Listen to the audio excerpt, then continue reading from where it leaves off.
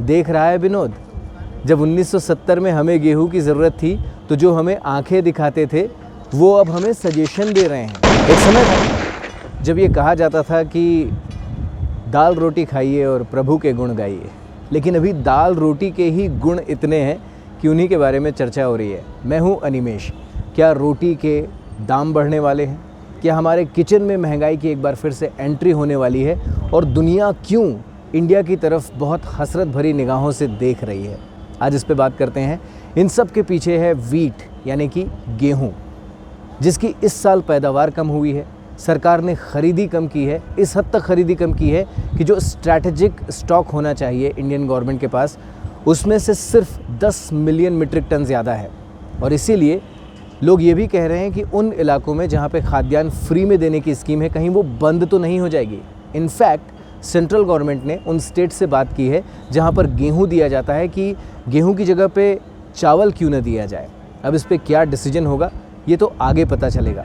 उससे पहले ये हो रखा है कि इंडिया ने इंडियन गेहूं का एक्सपोर्ट बंद कर दिया है और हाहाकार मच गया है यूरोप में, अमेरिका में, जहां पे आटा, नूडल्स, ये सारी चीज़ें, बिस्किट महंगी होनी शुरू हो गई हैं।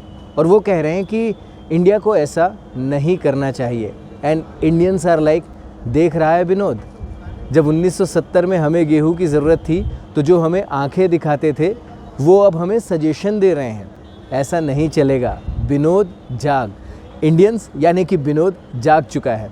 लेकिन ये चैलेंज थोड़ा बड़ा है, क्योंकि गेहूं को अगर रिप्लेस करना है तो वो चावल कर सकता है। तो क्या चावल सफिशिएंट है? अभी तो है, लेकिन इस साल का मॉनसून जैसा रंग दिखा रहा है, चैलेंजेस यहाँ पर भी आ सकते हैं। आप कहेंगे हमारे यहाँ तो झमाझम बारिश हो रही है। सुनने में आया है कि इंडिया का जो मॉनसून डेफिसिट था वो भी पूरा हो गया है। हो तो गया है, अगर आप इंडिया के मॉनसून के डेफिसिट की बात करें तो वो पूरा हो गया है। लेकिन जब आप देखते हैं उत्तर प्रदेश को, झारखंड को, पश्चिम बंगाल को, बिहार को, तो वहाँ पर अभी भी मॉनसून डेफिसिट है। और ये वो इलाके हैं जहाँ से हमारे चावल की, गेहूँ की पैदावार आती है।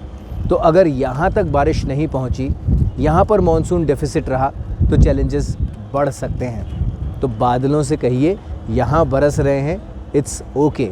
लेकिन हमारे देश के कुछ इलाके हैं जहां लोग अभी भी तरस रहे हैं। तो अगर इन इलाकों पे भी मानसून पहुंचा और धान की बुआई जो अभी पिछड़ी हुई है उसने स्पीड पकड़ी, वहां पर रिकवरी हुई, तो ये मानसून महंगाई को दूर रख सकता है। अदरवाइज़ फूड इन्फ्लेशन अगर बढ़ा तो चैलेंजेस बढ़ जाएंगे, जिसके लिए मेहनत कर रही है रिजर्व बैंक ऑफ इंडिया, जिसका एक सहनीय लेवल है, एक बियरेबल लिमिट। 6% से ज़्यादा की इन्फ्लेशन अनबियरेबल हो जाती है, ऐसा आरबीआई का मानना है। और अभी स्थिति 6% से ज़्यादा की ही है। अगर फूड इन्फ्लेशन भी जुड़ा तो ये और आगे निकल सकता है। तो महंगाई और महंगाई को रोकने के बीच में मॉनसून की छतरी महंगाई को दूर करेगी, बस ये उम्मीद बांधे रखिए।